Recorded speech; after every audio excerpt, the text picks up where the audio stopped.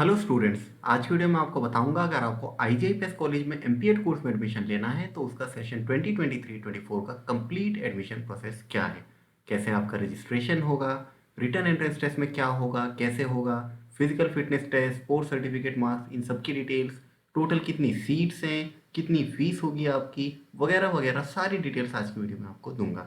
तो इससे पहले की वीडियो में हम आगे बढ़ें, मैं आपको बता दूं, जो लोग एंट्रेंस एग्जाम की प्रिपरेशन करना चाहते हैं एमपीएड के लिए, चाहे वो आईजीआई हो या एलएनआईपी हो या बीएचयू हो या इनसे अलग कोई भी दूसरी यूनिवर्सिटीज़ का एमपीएड कोर्स, तो वो लोग हमारे बैचेस को ज्वाइन कर सकते हैं।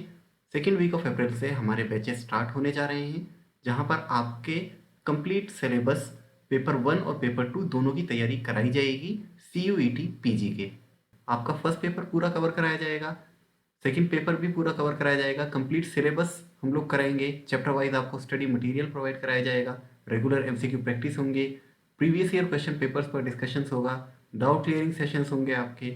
इन सब के अलावा आपको फिजिकल फिटनेस टेस्ट, आपका स्किल टेस्ट, उनके बारे में डिस्कशन करेंगे हम लोग क्लासेज में, और आपके मॉक टेस्ट प्रैक्टिस भी होंगी। तो स्टूडेंट्स जो लोग ज्वाइन करना चाहते हैं, इंटरेस्टेड हैं, वो हमारे बैच को ज्वाइन कर सकते हैं। अब वापस लौटते हैं हम अपने टॉपिक पर कि आपका रजिस्ट्रेशन प्रोसेस क्या है। जब आप रजिस्ट्रेशन करेंगे CUET पीजी के लिए, एमपीएड कोर्स के लिए, तो ये वाला कोड आपको सेलेक्ट करना है। रजिस्ट्रेशन की लास्ट डेट क्या है? 19 अप्रैल 2023 लास्ट डेट है रजिस्ट्रेशन की। फीस आपको दिख रही है, कैटेगरी वाइज आप देख सकते हैं, जिस भी कैटेगरी में आप हैं उस कैटेगरी के हिसाब से आपको फीस पे करनी होगी रजिस्ट्रेशन की। ठीक है, तो ये होगा आपका रजिस्ट्रेशन का प्रोसेस। अब बात कर लेते हैं टोटल सीट्स की। अगर आपको आईजीआईपीएस कॉलेज में एमपीएड कोर्स में एडमिशन लेना है तो उसमें टोटल कितनी सीट्स हैं? स्क्रीन पर आपको दिख रहा है टोटल 49 सीट्स हैं, जिनमें से 19 सीट्स अनरिजर्व कैटेगरी के लिए, 6 seat EWS, 13 OBC NCL, 7 SC और 4 एसटी कैटेगरी की। तो ये टोटल 49 सीट्स हैं। इन 49 सीट्स से अलग कुछ seats CW category, ward quota और इस तरह के कुछ दूसरे रिजर्व कैटेगरीज हैं उनकी हैं, तो वो बहुत ही एक कम नंबर है। मेन जो सीट्स हैं वो 49 ही हैं। ठीक है स्टूडेंट्स, तो ये टोटल सीट्स हैं जिनके बारे में मैंने आपको बता दिया है।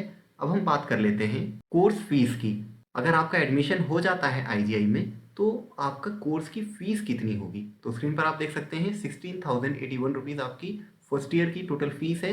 इसमें एग्जाम फीस इंक्लूड नहीं है और ना ही आपके हॉस्टल मेस वगैरह की फीस, क्योंकि आईजीआई कॉलेज जो है वो हॉस्टल और मेस प्रोवाइड नहीं कराता है, तो आपको बाहर पीजी में रहना होगा। ठीक है, तो ये टोटल आपकी फ़ीस है। और बाकी जब आप एग्जामिनेशन फॉर्म फिल करेंगे तो उसकी अलग से कुछ 500 समथिंग कुछ फ़ीस होती है या 1000, तो वो आपको पे करना होगा। बाकी ये टोटल आपकी फ़ीस है। तो उस फीस के बारे में भी मैंने आपको बता दिया है। अब हम आते हैं अपने मेन पॉइंट पर, जो कि है सिलेक्शन प्रोसीजर। अगर आपको आईजीआईपीएस कॉलेज में एमपीएड कोर्स में एडमिशन लेना है तो उसका कंप्लीट सिलेक्शन प्रोसीजर क्या है? स्क्रीन पर आप देख सकते हैं दो कंपोनेंट हैं सिलेक्शन के। सबसे पहले आपका रिटन एंट्रेंस टेस्ट होगा जिसका वेटेज 50% है। उसके बाद आपका स्पोर्ट्स प्रोफिशिएंसी टेस्ट होगा जिसका वेटेज भी 50% है, जिसे मिलाकर टोटल 100% हो जाता है और इन्हीं के बेसिस पर आपकी फाइनल मेरिट तैयार होगी और आपका सिलेक्शन होगा। तो वन बाय वन इनके बारे में मैं आपको डिटेल दे देता हूँ। सबसे पहले बात करेंगे हम रिटन एंट्रेंस टेस्ट की। तो जैसा कि हम पहले ही बता चुका हूँ कि रिटन एंट्रेंस टेस्ट का वेटेज 50% है। इसका पेपर कोड क्या होगा CUET पीजी में? COQ P18। टोटल कितने क्वेश्चंस आएंगे? तो 100 मल्टीपल चॉइस क्वेश्चंस इसमें आएंगे। ठीक है स्टूडेंट्स, अभी मार्किंग स्कीम भी मैं आपका आगे बताऊंगा, उससे पहले हम लोग सिलेबस की बात कर लेते हैं। तो सिलेबस में दो पार्ट हैं, part A, part B. Part A आपका जनरल पेपर होगा जिसके 25 क्वेश्चंस आएंगे, और पार्ट बी जो होगा आपका वो डोमेन स्पेसिफिक होगा, मतलब फिजिकल एजुकेशन के क्वेश्चंस आएंगे जिसका वेटेज होगा 75, जिनमें टोटल 75 मल्टीपल चॉइस क्वेश्चंस पूछे जाएंगे। तो 75 प्लस 25 100 क्वेश्चंस आपके टोटल हो जाएंगे पेपर के अंदर। अभी पार्ट ए और पार्ट बी का डिटेल सिलेबस नहीं आया है, जैसे ही वो सिलेबस आएगा तो मैं आपको बता दूंगा, लेकिन आपको एक आइडिया हो गया है कि फिजिकल एजुकेशन वाले पार्ट में एक तरह से आपको पूरा बीपीएड में जितना भी आपने पढ़ा है तो वो कंप्लीट सिलेबस एक तरह से आपको कवर करना होता है। बाकी पार्ट ए है, जनरल पेपर है, इसमें कॉम्प्रीहेंशन वगैरह इस तरह की चीज़ें आएंगी, तो वो भी आपको डिटेल दे दी जाएगी। और अगर आप प्रिपरेशन करना चाहते हैं हमारे साथ तो जैसा कि मैंने बताया, आप हमारे बैचेस को ज्वाइन कर सकते हैं। इसमें हम दोनों ही पार्ट कवर कराएंगे, पार्ट ए भी और पार्ट बी भी। ठीक है, तो ये रिटन एंट्रेंस टेस्ट है। इसकी मार्किंग स्कीम के बारे में अगर हम बात करेंगे तो ये देख सकते हैं आप लोग, टोटल 100 क्वेश्चन आएंगे, तो इसमें से एक क्वेश्चन कितने मार्क्स का होगा? 4 मार्क्स का होगा। और अगर कोई क्वेश्चन आप गलत कर देते हैं तो नेगेटिव मार्किंग भी है, आपका -1 मार्क्स कट जाएगा। तो सही क्वेश्चन पर +4, गलत क्वेश्चन पर -1, ये है नेगेटिव मार्किंग। तो पेपर अटेम्प्ट करते टाइम ध्यान रखिएगा कि भाई नेगेटिव मार्किंग भी है, उसी के हिसाब से आपको पेपर अटेम्प्ट करना है। ठीक है स्टूडेंट्स, तो ये है पूरी मार्किंग स्कीम। अब हम आगे बात करते हैं स्पोर्ट्स प्रोफिशिएंसी टेस्ट की। तो स्पोर्ट्स प्रोफिशिएंसी टेस्ट, जिसके बारे में पहले ही बता चुका हूँ, इसका वेटेज 50% है और इसके 2 कंपोनेंट होंगे, एक फिजिकल फिटनेस टेस्ट और दूसरा स्पोर्ट्स सर्टिफिकेट मार्क्स।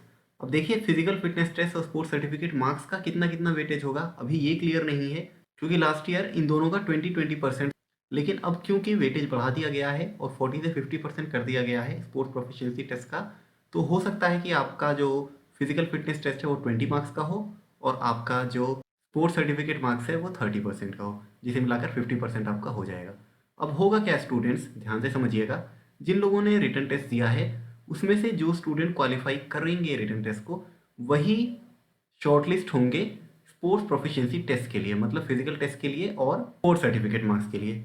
ठीक है, अब पॉइंट नंबर 2 देखिए, पॉइंट नंबर 2 में क्या लिखा हुआ है कि कैसे शॉर्टलिस्ट किया जाएगा। शॉर्टलिस्ट करने का जो तरीका है वो है 5 times the number of sanctioned seats.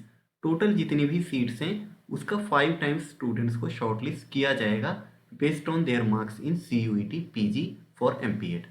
ठीक है, तो ये देखिए मैं आपको दिखा देता हूँ एक बार, इसको देखिए। अनरिजर्व कैटेगरी में टोटल कितनी सीट्स हैं, 19 सीट्स हैं, तो उसका 5 टाइम्स स्टूडेंट्स बुलाया जाएगा, तो कितना 95। यानी अगर अनरिजर्व कैटेगरी के स्टूडेंट के रैंक 95 के अंदर अंदर रहती है तो उसको शॉर्टलिस्ट माना जाएगा आगे के प्रोसेस के लिए। इसी तरह से EWS में क्या है, अगर 95 के अंदर अंदर रहती है तो उसमें कंसीडर कर लिया जाएगा, और नहीं रहती तो 95 के आगे के जो 30 EWS कैंडिडेट्स हैं उनमें अगर रहती है तो EWS वाले भी शॉर्टलिस्ट हो जाएंगे।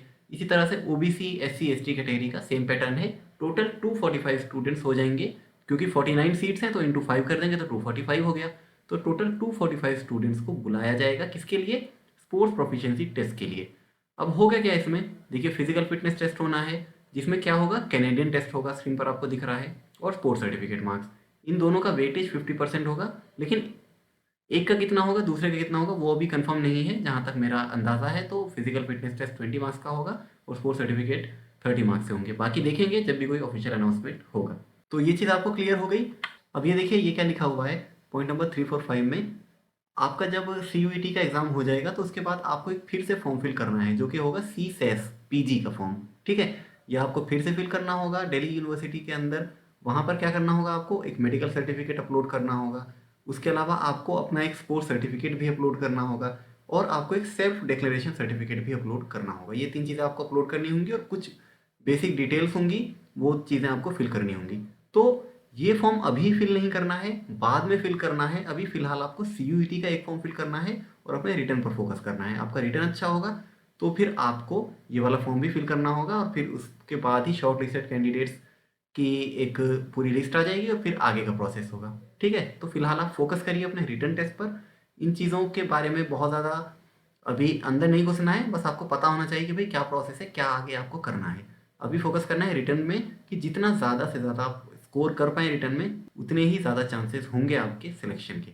ठीक है स्टूडेंट्स, तो सारी चीज़ें मैंने आपको बता दी हैं IGI कॉलेज में MPED के एडमिशन से रिलेटेड सेशन 2023-24 के। अभी भी कोई डाउट है, कोई कन्फ्यूजन है तो आप मेरे से कमेंट्स में पूछ सकते हैं। मैं कोशिश करूंगा आप सभी के कमेंट्स का रिप्लाई करने की। कैसी लगी आपको वीडियो, कमेंट्स में लिखकर ज़रूर बताएं। मिलते हैं नेक्स्ट वीडियो में।